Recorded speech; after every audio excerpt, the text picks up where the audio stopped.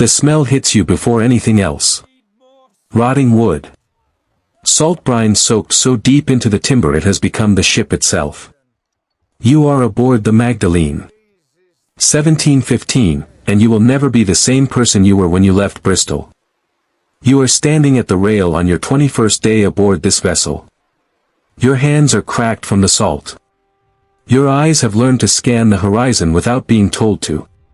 You are not the person who boarded this ship. That person is already gone. Your hands are no longer your hands. The ropes have changed them. The salt has changed them. Everything on this ship changes the men who touch it, and it takes you 3 weeks to notice it happening to you. There are 38 men on this ship. You have learned all their names. You have not learned to trust any of them. In a democracy, trust is earned differently. In a democracy, trust can be voted away. The hatch that leads below decks releases something into the air that the other men no longer react to. They stopped reacting weeks ago. You are still reacting. That is the only difference left between you and them, and it is shrinking every day. Below decks is where you sleep. Below decks is where 38 men live in a space smaller than the stable you grew up near. The lantern swings all night. The walls breathe. You learn to sleep anyway. The wood of the hull is rotting from the inside. Not slowly. Steadily. The ship that carries you is dissolving beneath your hands, and the men who sail her know it, and they sail her anyway. There is no other ship. The water in the barrels has turned. It turned 2 weeks ago. You drink it because thirst makes you simple, and simple men drink what is in front of them. You understand now why the men on this ship look the way they look. You have learned to take one swallow and hold it. To let it settle. To decide nothing about it. The water is what the water is. And the water is all there is. That is the first real lesson the sea teaches every man who sails her. The articles. You signed them on your first day aboard. Every man signed. In cramped and careful handwriting, 38 men agreed to the terms of their own freedom. You are reading it again now because you want to understand exactly what you agreed to. The compensation schedule is specific. Loss of right arm, 600 pieces of 8. Loss of left arm, 500. Loss of an eye, 100. Loss of a finger, 100. Loss of your life, nothing, because you will not be there to collect it. The articles do not cover that. The captain did not appoint himself. The captain was voted in by every man on this vessel. He can be voted back out by the same 38 hands. You have never lived under any system that worked this way. You are not sure yet whether to find it reassuring or terrifying. The captain never explains himself. The captain watches. The captain sees everything that happens on this deck before the men doing it know they are doing it. You watched him for 3 days before you understood what you were watching. You are watching a man who has made peace with the ocean's mathematics. The captain looked at you once. For less than 2 seconds, while his eyes swept the deck. For those 2 seconds you felt known in a way that made you want to look away. So you looked away. That was the right choice. The day you signed the articles, 37 other men signed with you. Every man pressed his mark to the same paper and became equal to every other man on that deck. For most of them, it was the first time in their lives that had ever been true. For some of them, it was enough reason alone to be here. The hardtack biscuit is gray and dense and requires careful eating. You have learned to eat carefully. Careful eating is not about savoring the food. Careful eating is about knowing what you might find inside it before it finds you. The biscuits contain weevils. Small dark insects that have been living inside the ship's bread stores long enough to consider themselves crew. The men eat them without comment. You learn to do the same. Protein is protein. The sea does not offer alternatives. Your gums bled for the first time at 3 in the morning on a Tuesday. You sat up in your hammock and held very still and tried to decide if what you were feeling was real. It was real. You had known it was coming for 4 days. Knowing makes it worse, not better. There is blood on your fingertip in the lantern light. It is not much. It is exactly enough. You know what bleeding gums mean on a ship that has been at sea for 3 weeks without fresh fruit. The word for it is scurvy. The word is a sentence. The man in the hammock across from yours lost 2 teeth. He said nothing about it. He looked at the ceiling and said nothing, and his jaw held the shape of what was missing, and you looked away because the courtesy between men in survival is to not make real what both of you are already measuring. Crowley found you at the rail before breakfast. He arrived the way Crowley always arrives, from nowhere, without sound, already knowing what he wants. The offer was salt pork. Extra. Hidden below. For a price you could pay. The article said what the price would actually be. For both of you. You both knew that. Crowley's eyes are the eyes of a man who has already decided that the rules apply to other people. Not from arrogance. From calculation. The most dangerous kind of man on a ship is not the angry one or the violent one. It is the patient one who has done the arithmetic on everything and everyone and found the answer before the question is asked. Crowley watched you decide. Not impatiently. Crowley had time. Crowley has always had time. You understood in that moment that Crowley had been watching you since before you knew you were being watched.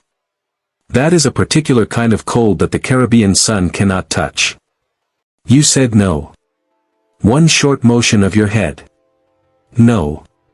Crowley looked at you for exactly 2 seconds, the same 2 seconds the captain once used, and then walked away without anger, without reaction, without anything.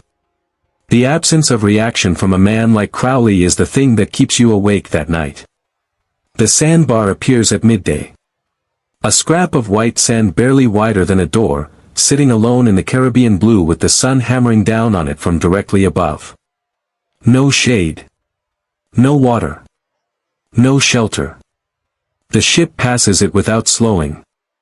The men do not look at it. You look at it until it disappears behind the stern. The articles are very specific about marooning. They do not call it punishment. They call it consequence. There is a pistol with a single shot. The single shot is not for the sharks. The sharks are not the worst part of a sandbar in the open Caribbean. The sun is the worst part. Most men make their choice within the first day. The captain sees the sail on the horizon before anyone else. You are not sure how. The horizon is the same in every direction, blue and flat and infinite. But the captain turns his pale gray eyes to one specific point and does not move, and every man on the deck who watches the captain understands that the calculation has already been made. There is a shape on the horizon. Small. Dark. The suggestion of a sail. You feel the shift on the deck before you can name it, the way 38 men inhale slightly differently, stand slightly differently, exist in a slightly more electrical way. The hunt has a specific smell. You are learning it now. The captain raises the spyglass. The captain says one word. The deck begins to move. 38 men who were dispersed across the ship become one organism with one purpose, and the Magdalene accelerates beneath your feet, and you feel something you will be ashamed of for years. You feel alive. A rope lands in your hands. You are part of this now. Someone put you here and you are pulling and the ship is accelerating and everything is moving faster than you're thinking and you understand that this is by design, the action is supposed to outpace the consideration. By the time you think about what is happening, it will already be done. The merchant vessel is fat and slow and riding low with cargo. Low means heavy. Heavy means valuable. Valuable means everyone on the Magdalene eats for another month. You watch it growing on the horizon and you calculate the same numbers every man around you is calculating, and you are ashamed by how quickly the numbers feel right. The black flag goes up. There is a specific formality to that moment that no story ever captures, the deliberateness of it, the ritual, the fact that it functions as both a signal and a statement. We are what we are. We know what we are. And now you know it too. Crowley moves to the cannon with the same efficiency he brings to everything. The cannon is Crowley's territory. You can see it in the way the other sailors step aside, the way Crowley's tattooed hands move across the iron barrel with the fluency of long familiarity. Crowley is very good at this. That fact is deeply uncomfortable to acknowledge. The merchant vessel tries to run. She has no chance and her captain knows it and does it anyway, because the alternative to trying is to not try, and men are not made for not trying. She turns slowly in the water like something heavy and dreaming. The Magdalene does not slow. Someone puts you at a cannon. An older sailor positions your hands without explanation, here, do this, and then releases you to figure out the rest. The cannon is cold iron and smells of black powder and is the most serious object you have ever touched. The merchant vessel is getting very close. The captain's hand drops. The cannon fires. The sound is not a sound. It is an event that happens inside your body, a concussive total replacement of one moment with another. You have never felt anything like it. Your ears are ringing. The smoke is everywhere. The world has reorganized itself around a fact you cannot unhear. The shot lands 50 yards ahead of the merchant vessel's bow. The column of white Caribbean water rises into the air and hangs there, genuinely beautiful in a way that feels like a personal offense, before collapsing back into the sea. On the merchant vessel, everything stops. Then the vessel stops. The sea between you suddenly feels very small. Crowley watches the merchant vessel stop with the expression of a man watching a calculation confirm itself. Not satisfaction. Not excitement. Confirmation. Crowley has done this before. Crowley knows how this goes. The part that concerns you is that Crowley seems to know exactly how this particular instance of it is going to go, as if Crowley already knows what is inside that ship. The grappling ropes go across. The ships come together. The Magdalene's crew moves over the rail onto the merchant vessel's deck with the specific practiced ease of men doing a job they have done many times. You move with them. You are part of them now. The article said so. You said so. Your own signature said so. The merchant vessel's deck is cleaner than yours. That is the first thing you notice. The second thing you notice is how quiet her crew is, standing to one side in a group, watching your people spread through their ship, with the specific silence of men who know the correct posture for this moment. They have also done this before. Just from the other side. The merchant captain is waiting for you at the center of his own deck. You have taken something from this man, his cargo, his dignity, his afternoon.